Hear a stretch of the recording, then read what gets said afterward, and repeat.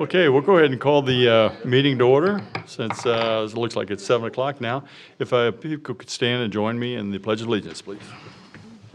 I pledge allegiance to the flag of the United States of America and to the republic for which it stands, one nation, under God, indivisible, with liberty and justice for all.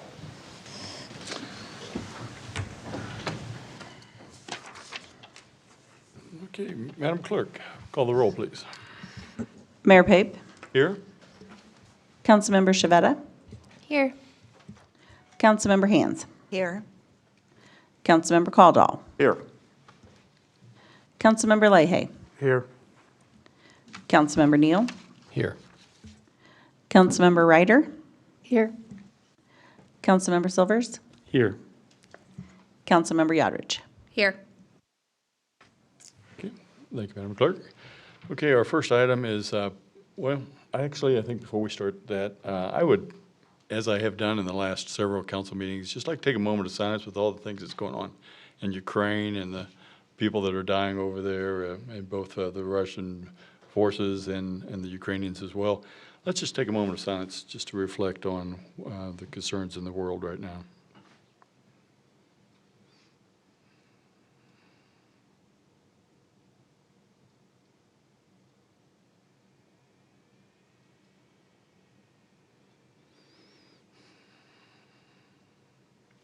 Okay, thank you. Okay, our first item is then public items. We have a sign-up sheet that has no one on it currently, but we would offer this opportunity for anyone that would like to come before. Public's encouraged to use this time to make comments about matters that do not appear on the agenda. Comments about items on the regular agenda will be taken up as each item is considered. Of course, we do have a 5-minute time limit on that. Is there anyone out there that would like to come forward and speak at this time? Okay, I see no one rushing to the podium. All right. The next item is the consent agenda. All items are listed under this heading are considered to be routine by the city council. By the city council may be enacted one motion. There be no separate discussion of these items unless the council member so request. Considering we only have one item on there, don't think there's anybody going to remove it, is it? We have to deal with it. I would entertain a motion. Mr. Mayor, Okay. I Ms. move Hands. that the council approve consent agenda item number 1. Okay, we have a motion. We have a second? Ms. Yandridge. Mr. Mayor, second. Okay, we have a motion, second. Madam Clerk. Councilmember Shavetta, Aye. Councilmember Hands, Aye. Councilmember Caldwell, Aye. Councilmember Leahy, Aye. Councilmember Neal, Aye. Councilmember Ryder, Aye. Councilmember Silvers, Aye. Councilmember Yodridge. Aye. Motion passes 8-0. 8-0, okay. Well, I see Chief Diener has already moved to the podium, and as our part of the mayor's report, our next item is the fire department's annual report. I will let you know that normally we only let you have 5 minutes as a department head to give these reports, but our police chief gave us about an hour and a half last time. So take all the time you need, Chief Diener, because Chief McLaughlin kind of set the bar.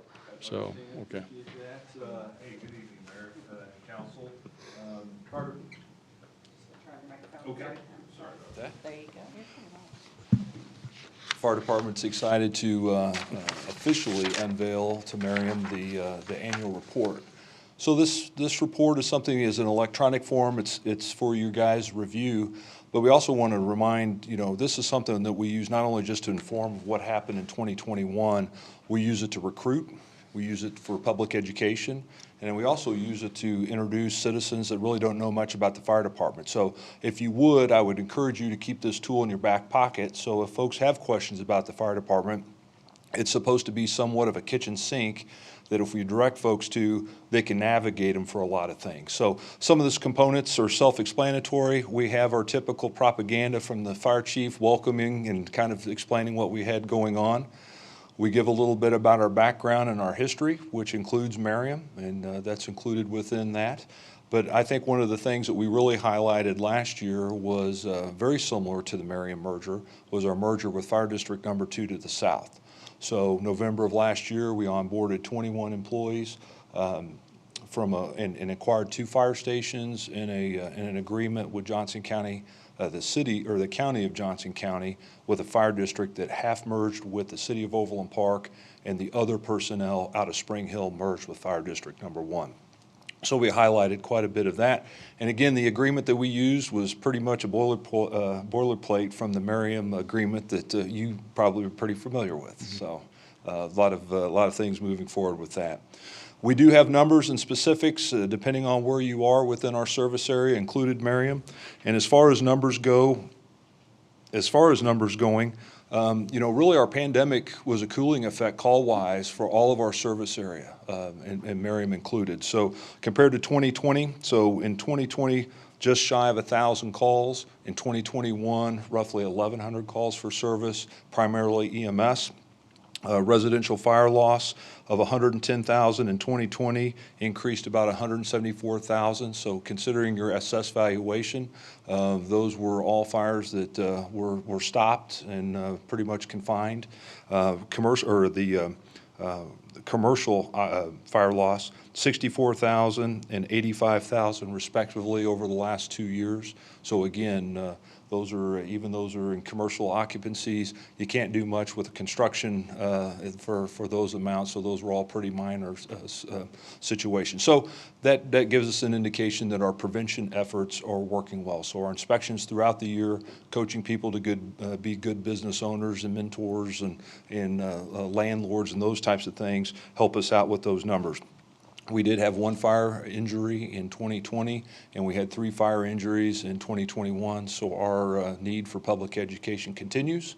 Those typically, even though our educational packages hit our elementary schools, that is typically not the folks that are burned. Those are typically more of the adults, if not elderly, that find themselves getting themselves in burns with fires and those types of things.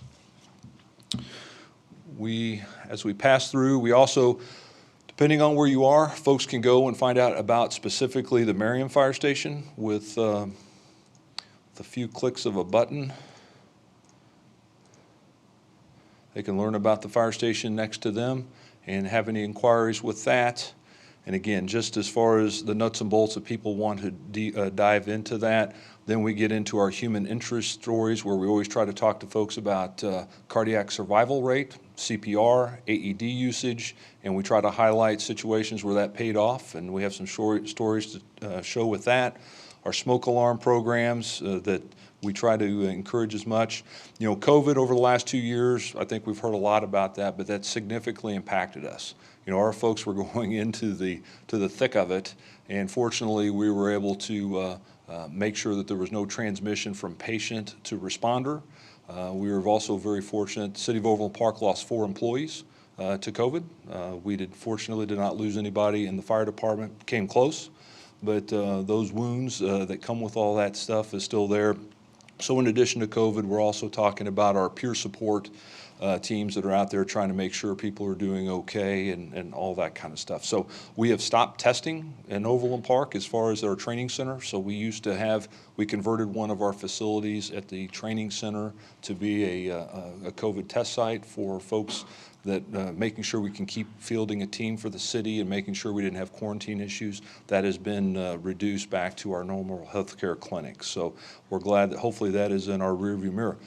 We've been to those in the last 2 years. We've had the peaks and valleys. We've been to this point where it's the valley, and hopefully we don't get back up to the peak and have to adjust with those types of things. So at the end, we have human interest stories, various things that we've captured throughout the year, including Engine 46 push-in ceremony. So those are things that we highlight and showcase as well.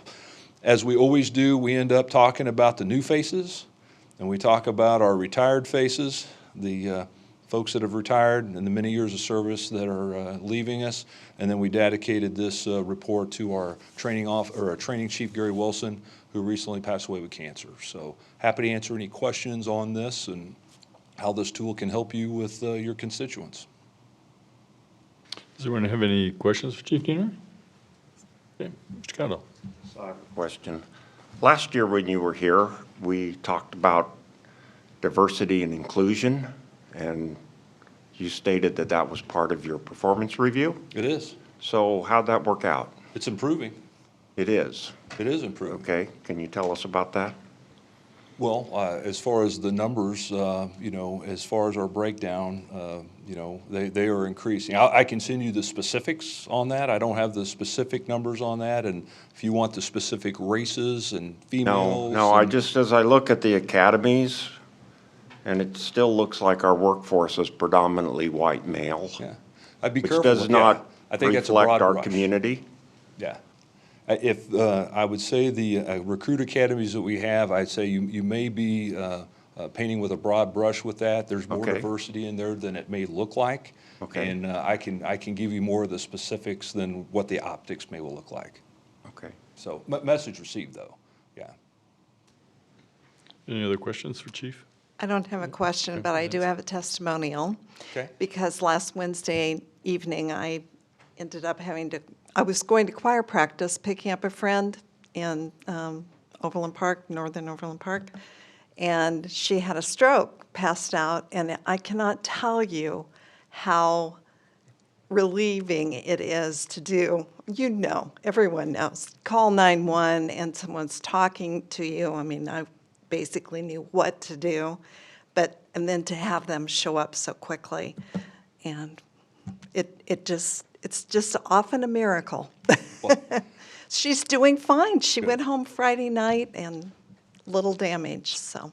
Well, what you're talking about, and first of all, the culture in Merriam to do that was long before the Overland Park Fire Department. So again, our role most of the time, over 80% of the time, is connecting folks to the right healthcare decisions, whether that's a stroke center, cardiac, burn center, trauma center, those types of things. So, even though I appreciate it, I'll make sure that the guys hear that. That's just one of many calls that they ran that day, and we're glad that they could make that impression. But to me, that was the Sure, most that important was the one. one call, absolutely, right. So, yes. I appreciate the feedback.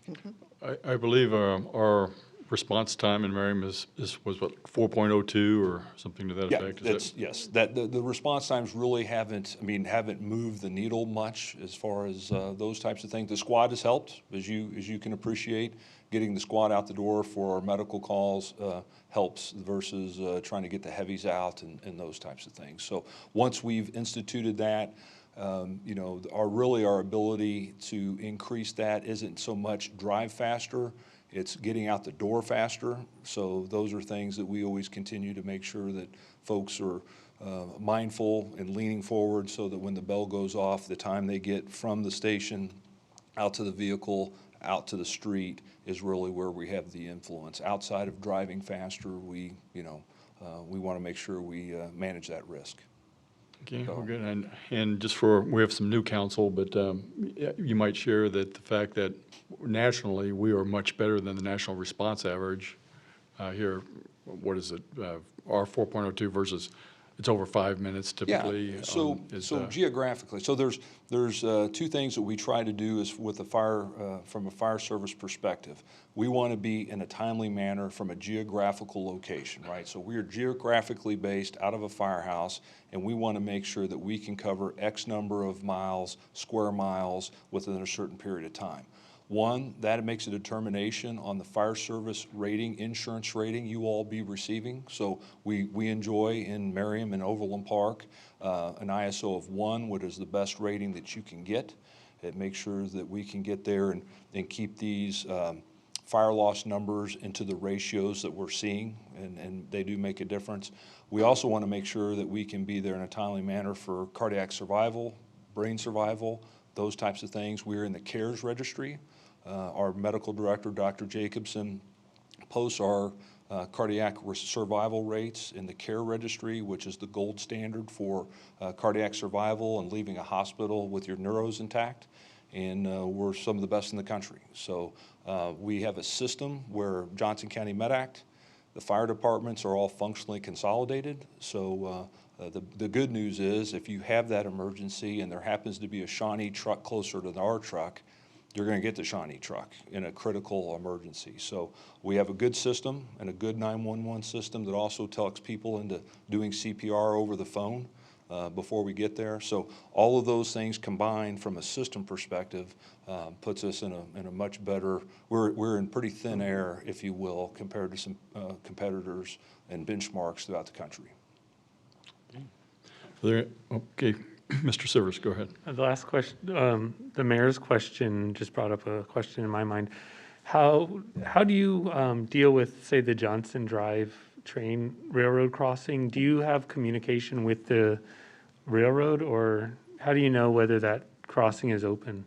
So the communication we'd have with the railroad is if there's been an accident or there's something involving a train or the railroad. So obviously, we have help on the other side, right? Again, all the communication systems that activate us know where all of our equipment is for the county. So, whether it's our units at 75th Street, this truck, the Shawnee trucks, I mean, they are all there to make sure that we get there quickly. And we have other routes around. I mean, that is not a new situation to the folks upstairs. I've never worked a day, I've never been stationed out of this station, but that culture is used to navigating that. And knock on wood, we've not had examples where that is something that we've been paralyzed and not be able to work around. Any other questions, Chief? Okay, thank you, Chief Diener. We Thanks, you appreciate bet. the, Hope you guys report. use that and send it out. Help us recruit. Appreciate it. Thank you. Okay. Looks like our next item is a award construction contract to Miles Excavation for the west frontage. Okay, Director McDonald. Good evening, Mayor and Council. Tonight, I'm seeking approval for the construction contract with Miles Excavation for the West Frontage Road improvements in the amount of $2,139,591.47. On March 11th, the staff opened up 2 bids for the West Frontage Road project. The contractors that bid on this road project were Miles Excavation and J.M. Fahey. The scope of the project includes the installation of new curbs, gutters along the west side of the roadway, the replacement of substandard curbs as needed on both sides of the frontage road. There's going to be over 7,000 linear feet of new curbs on that project. The installation of new storm drainage along the west side. There's areas of that roadway that don't have any curb and gutters, so there'll be new storm drainage over there. And the replacement and restoration of the existing corrugated metal pipe on that roadway. We'll be installing over 10,000 square feet of new 5-foot sidewalk, along with the replacement of substandard sidewalks along that roadway. We also are installing a 8-foot wide pedestrian bridge over Turkey Creek on the north side of the existing bridge, which will connect the new sidewalk to the Streamway Trail. The bridge deck will receive patching, including a polymer concrete overlay, which will help protect that pavement surface from the materials we put down during the wintertime. We have channel stabilization, which is underneath the bridge under Turkey Creek. There's quite a bit of erosion that's underneath that bridge that's going to be taken care of at this time. We're also doing a complete mill and overlay from the Turkey Creek Drive, which is a roundabout, all the way to Kings Cove Drive, and we're also going to include the public parking at the trailhead. And new pavement markings from 67th Street all the way to to Kings Cove Drive. That includes sharrows, and there will be bike lanes from 67th Street towards the roundabout. The budget to complete this project is $2,163,863, and Affinity Corporation is our engineering firm, and they checked all the bids for accuracy and recommends the contract be awarded to Miles Excavation. I'm here to answer any questions you may have on this project. Okay, Mr. Silvers? I actually just have a comment. I find it really exciting that we're doing so much to improve our walkability and bikeability in Merriam by adding the streets and the sharrows and the pedestrian bridge. So Yeah. I want to congratulate the city, I want to congratulate the council, and I want to thank you, Jim, for making this happen. We appreciate it. We plan on putting on all of our projects anywhere we can. So, Any other questions for Director McDonald? Okay. I would entertain a motion then. Do you want to do it?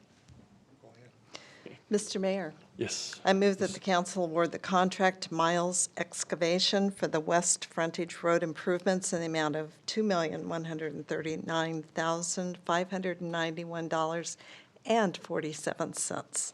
Okay, we have a motion. Do we have a second? Yeah, Mr. given this Kellogg? is a Ward 3 project, I'd like to second that. Please do, sir. I second it. There we go. We have a motion and a second. Madam Clerk? Councilmember Hands. Aye. Councilmember Caldwell. Aye. Councilmember Leahy. Aye. Councilmember Neal. Aye. Councilmember Ryder. Aye. Councilmember Silvers. Aye. Councilmember Yodridge. Aye. Councilmember Shavetta. Aye. Motion passes 8-0. Thank you, Madam Clerk. Okay, staff items, it looks like, all right. Our finance director is coming forward. Donna? You should have had your February finance report included in your packet. These numbers actually for sales tax would include all of the sales that occurred in Merriam in 2021. So it's kind of a year-to-date number. As you can see, they were excellent. City sales tax and use tax increased by just under $2.9 million. And, the auto industry still continues to sell cars in Merriam, so it was a good year. I am very excited and optimistic about it, but I'm also really kind of scared because I'm kind of a pessimist, and I think what goes up may have to come down. But so far, the economy as far as cars in Merriam continues to chug along. As you can see on expenditures, we're right where we would expect. We're under budget in all of our major categories, and everything continues to go well. Next week, we will have members from our audit firm here, and they will be conducting our annual audit. So, any questions, I would be happy to answer. Do you have any questions? Donna, when would we expect the final audit to be shared with council? Either your second meeting in May or your first meeting in June. So, thank you. Thank you. All right. And it looks like our next item is a community development update. Director Dyer? Okay, Mayor, council members, Brian Dyer, Community Development Director. A few items to update you on, primarily is to talk about the busy April we have coming up in the planning world. Have a number of meetings related to kind of the culmination, kind of getting to the end of the 2 Planning Sustainable Places grants that we have in place. On April 7th, there will be an open house on the downtown Merriam Drive project. Open house will be from 5:30 to 7:30. Again, open house format, so come and go any point in time that you or a resident wants to. Certainly look forward to hearing from folks. We will also we'll be sending out this week postcards to all the property owners and businesses, address points within downtown Merriam to make sure that they are aware of the open house and have an opportunity to come and see what the plan looks like and give us some feedback on that. Then on April the 12th, our other project, the Merriam Connected Corridor Plan, that's the North Merriam Drive project, they will be having an open house, or we will be having an open house from 5:30 to 7:30 at the Merriam Community Center. Same format, come and go as you please and as you want. Again, looking forward to seeing a lot of folks out there and getting a lot of input as to what that plan has to say. And then on the April the 13th at 6 o'clock, again at the Community Center, will be most likely scheduled to be the last meeting of the Downtown Merriam Drive Advisory Committee. So hopefully at that meeting, the consultants will have a plan to present that's almost, if not completely kind up, and looking to get some input, get the advisory committee to hopefully take some action on that plan and kind of get that project wrapped up. So that's, again, a busy April we have coming up for that. And then on some other things in regards to our grant programs, today we had our driveway bids come in for the driveway grant program. We opened those bids up. We're still compiling them, looking at them, and going through those. Also, the exterior grant and sustainability grant, those two are going along well. With the Merriam highlights that came out at just recently, had a lot more renewed interest in that, so thank you to Ms. Grant and her efforts on putting that out there so we have a lot more folks coming in. So again, if you know if anybody has a project, plan, or anything they'd like to do, particularly on the sustainability side, please send them towards David Easley so we can get them on the program. And so that's all I have for you this evening. I'd be happy to answer any questions. Are there any questions? I had one. Mr. Are we only holding community meetings in Merriam for the North Merriam Drive group, or are they being held in the other communities along that corridor? They being the consultants of Olson, they have had some other meetings up in the north area, but for the public kind of gathering of all-in kind of meetings, Merriam Community Center is locationally, works very well for them, and obviously it's a fantastic facility, and they really enjoy it very much over there. So they have been doing smaller meetings up there, meeting out with the public, but for the all-in meetings, they've been down at the community center. All right. I was just curious if they were meeting with groups up there, if everything was kind of home-based out of our community center. Any other questions for Dr. Dyer? Okay, looks like you're off the hook. Thank you, Mayor. All right.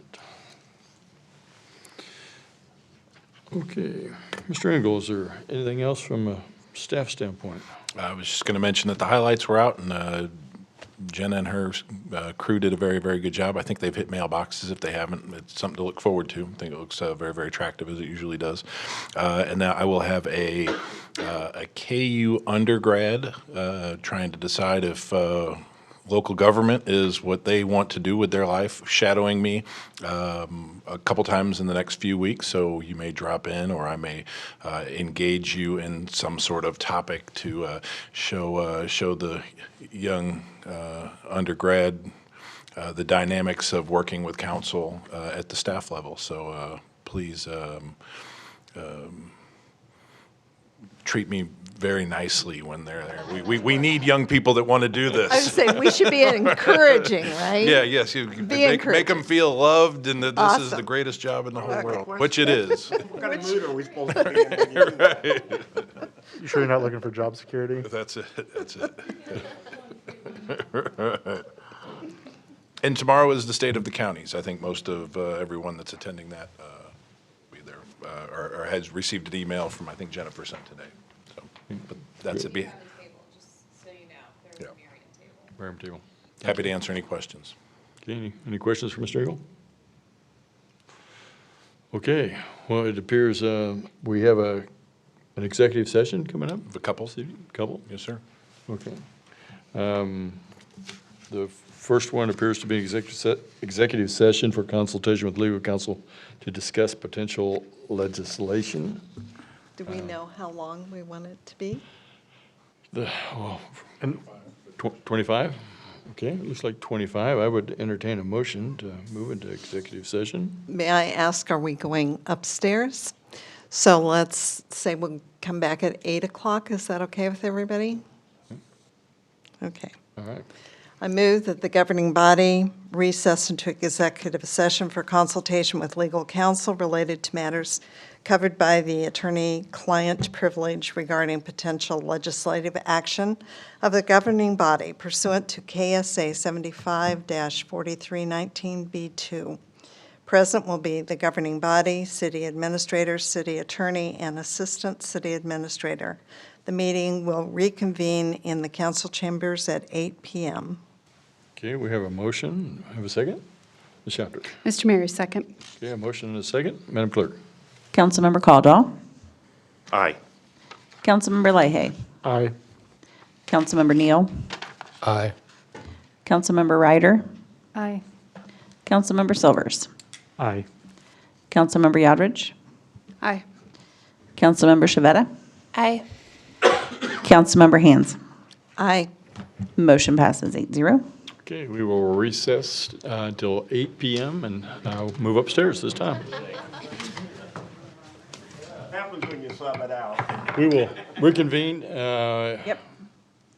the meeting and, We'll need a motion. And you want to Make a call for a motion. motion? yes, and a call for a motion. Okay, and Mr. Mayor, I'd like to make the motion that says, I move that the governing body recess into executive session for consultation with legal counsel related to matters covered by the attorney-client privilege regarding potential development pursuant to KSA 754319B2. Present will be the governing body, city administrator, city attorney, finance director, community development director, and assistant city administrator. The meeting will reconvene in the council chambers at 8:35. 8:35. Oh, you're going to get plenty of time. Okay. We have a motion. Do I have a second? Mr. Merrill, second. Ms. Shadrick. Okay, thank you. We have a motion and a second. Madam Clerk. Or Ms. Shavetta. I said Ms. I just realized what I said, Ms. Shavetta. Ms. Shavetta. I have it. Okay. Councilmember Shavetta. Aye. Councilmember Hands. Aye.